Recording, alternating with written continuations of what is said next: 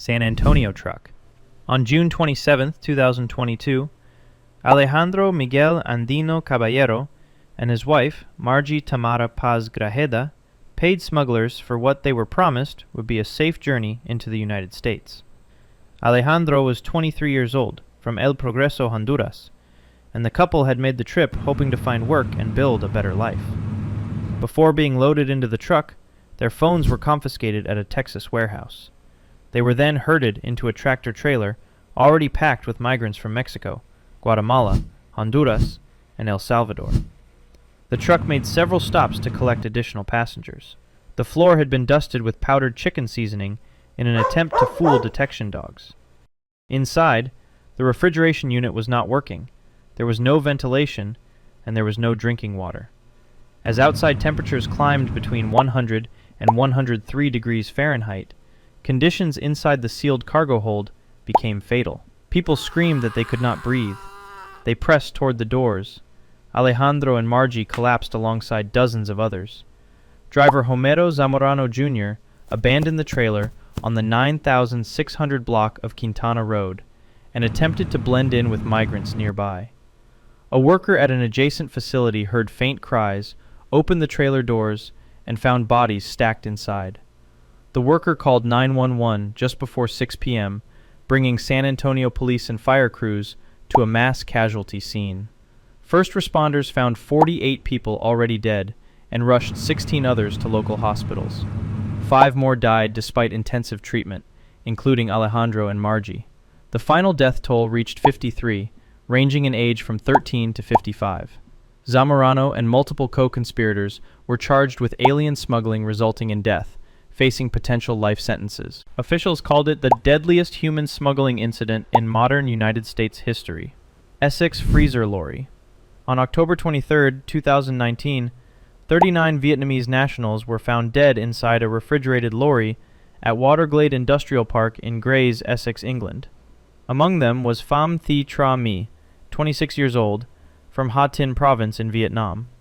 Her family had borrowed heavily, paying smugglers approximately £30,000 for what was described as a guaranteed VIP route into Britain. On October 22nd, Tra Mi boarded a sealed refrigerated container somewhere in mainland Europe.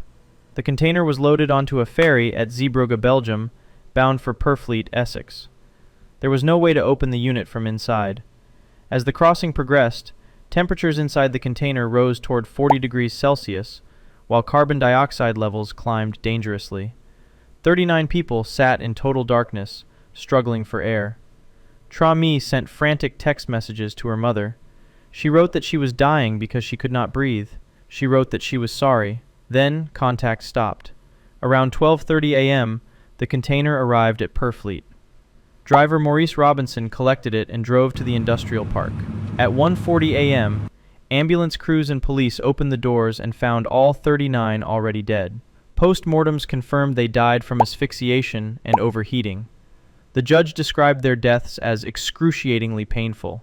Victims had attempted to punch through the roof and had called relatives as oxygen ran out. A trans-European investigation led to multiple arrests.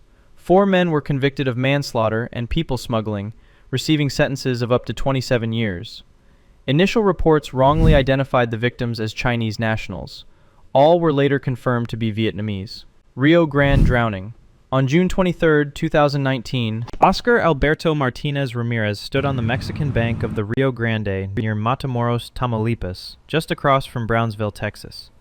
Oscar was 25 years old, from El Salvador, and had been waiting with his wife Tanya and their 23-month-old daughter Angie Valeria for weeks. They had left El Salvador in April, fleeing poverty, and had obtained Mexican humanitarian visas. But metering policies at the official port of entry had blocked them from requesting asylum, and the family had been stuck in a makeshift camp along the riverbank. Growing desperate, Oscar decided to swim across with Valeria and return for Tanya once the child was safe on the American side. He carried Valeria across and set her down on the United States bank. Then he turned back toward the water. The toddler panicked. She threw herself into the river after him. Oscar grabbed her shirt and pulled her against his chest inside his t-shirt, holding her as the current took them. Tanya watched from the Mexican bank. Darkness forced rescuers to suspend the search that evening. The following morning, on June 24th, authorities found Oscar and Valeria face down in the mud a few hundred meters downstream, still clinging to each other, about 1 kilometer from the international bridge. Photos taken by journalist Julia Leduc circulated around the world. El Salvador's president publicly acknowledged the country bore responsibility for failing to give them reasons to stay. Their deaths renewed international criticism of asylum processing delays and the dangers migrants face at river crossings. By the way, if you find this informative, I cover stories like these regularly. Consider subscribing if you'd like to see more. Now back to the video.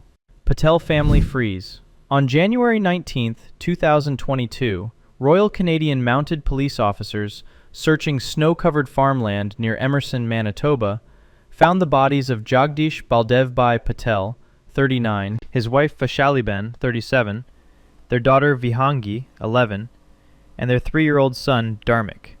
They lay together in an open field. They were 12 meters from the United States border. Jagdish was a shopkeeper from Gujarat, India, who had taken on significant debt to pay smugglers for what he believed would be a path to a better life in America. The family flew to Toronto on January 12th on visitor visas arranged by the network, and moved between hotels and safe houses in Ontario over several days. On the frigid night of January 18th into the 19th, with temperatures near negative 35 degrees Celsius including wind chill, the family was dropped near the Manitoba border alongside a larger group and told to walk across open fields. Whiteout conditions reduced visibility to almost nothing. The snow was waist deep. As the group moved through the storm, the Patels became separated from the others. Jagdish reportedly tried to shield Dharmik's face from the wind using a frozen glove. Around the same time, United States agents stopped a passenger van near the border, arrested driver Steve Shand with other Indian nationals, and learned that more people were unaccounted for in the storm. By midday the following day, searchers found all 4 Patels dead in the empty field, just meters short of the line they had crossed an ocean and a continent to reach. Multiple suspects were charged and convicted across Canada, the United States, and India in connection with the smuggling network responsible. Channel dinghy sinking. On November 24, 2021, a young Kurdish woman known as Baran boarded an overloaded inflatable dinghy near Calais, France, with roughly 27 other people, intending to cross the English Channel and reunite with her fiancé in the United Kingdom. Baran's full name was Mariam Nouri Hama Amin, and she was 24 years old, from northern Iraq. She had traveled through Europe on a visa obtained through Italy, and had paid smugglers for passage across one of the world's busiest shipping lanes in a rubber boat.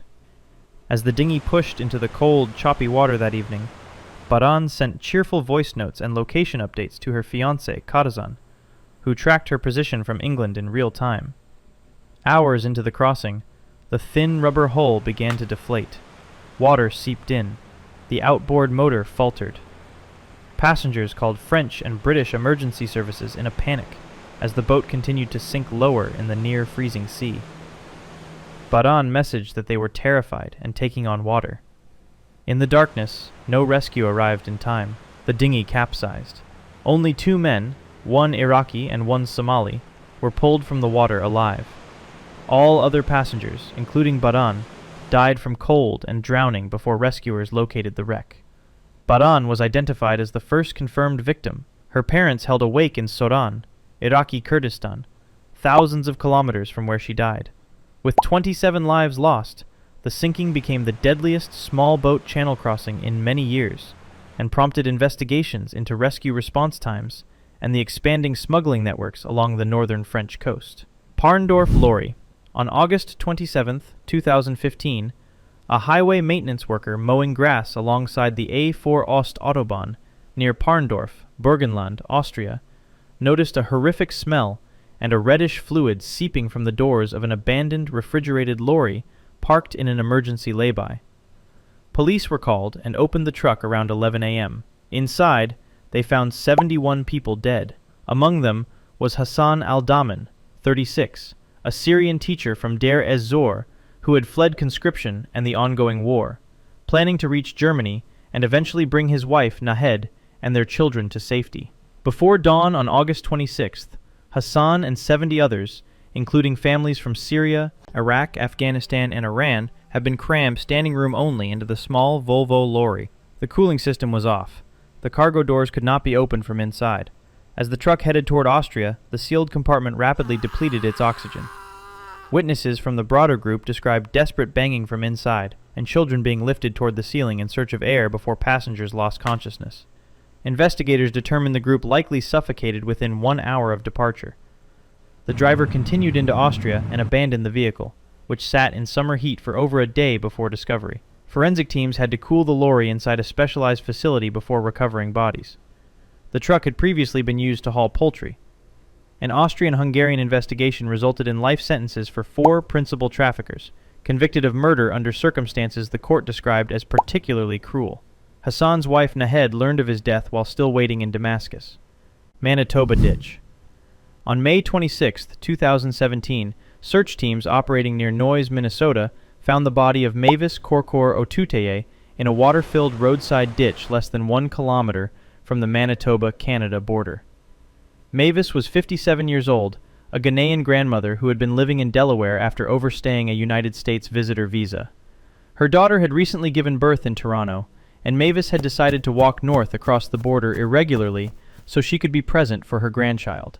She had not told friends she was planning the crossing. In late May 2017, she was dropped somewhere south of the border, near the hamlet of Noyes, likely through an informal network, and began walking alone across flat farmland and drainage channels at night in temperatures that dropped near freezing. She was dressed in ordinary clothes, without proper outdoor gear for overnight conditions. When she failed to arrive or make contact, friends reported her missing. United States border agents and Kitson County Sheriff's deputies launched a search using all-terrain vehicles and a helicopter along the border corridor.